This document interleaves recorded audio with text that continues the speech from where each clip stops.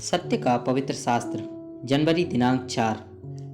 तब उन मनुष्यों ने यहोवा का बहुत ही भय माना और उसको भेंट चढ़ाई और मन्नतें मानी। योना नबी की किताब 1 अध्याय 16 पद।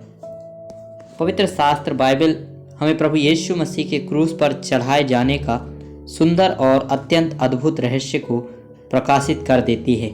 हम परमेश्वर के नाना प्रकार के ज्ञान को पवित्र शास्त्र के द्वारा से प्रकट होते हुए देख सकते हैं। उपरोक्त संदर्भ भी कुछ ऐसे ही एक सत्य घटना है। जब तरसीस जाने वाले जहाज पर योना के साथ के नाविक लोग ना तो अपने जहाज की रक्षा कर सकते थे, ना ही किसी लंगर को पकड़ सकते थे और ना ही किसी किनारे को पहुंच सकते थे।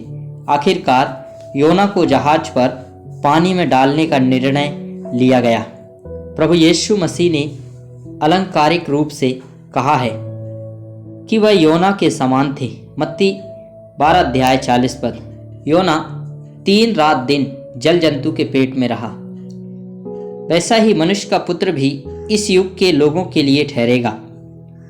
तो अब जैसा कि हम योना अध्याय 1 में स्थिति देखते हैं, नाविकों को अपनी जान बचाने के लिए योना को तूफानी समुद्र में फेंकने के लिए मजबूर होना पड़ा।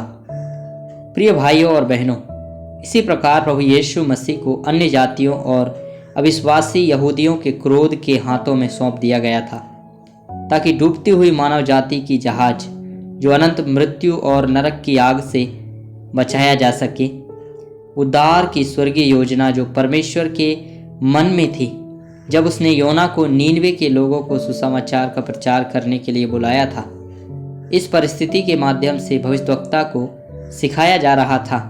इस बात को देखने और समझने के लिए योना को मृत्यु जैसी स्थिति का स्वाद चखना पड़ा कि नाविकों को वास्तव में मृत्यु से बचाया जा सके। हमारे प्रभु यीशु मसीह ने सचमुच मृत्यु और क्रूस की क्रूर और पीड़ादायक मृत्यु का स्वाद चखा है, ताकि सभी मानव जाति को पाप के परिणाम से बचाया जा सके, जो अनंत काल की मृत्यु और पीड़ा है।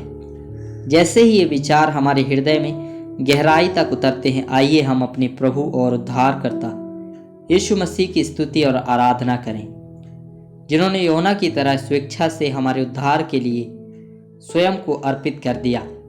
यह हमें परमेश्वर के सिंहासन के सामने बलिदान और धन्यवाद अर्पित करने के लिए प्रेरित करता है। हालेलुया।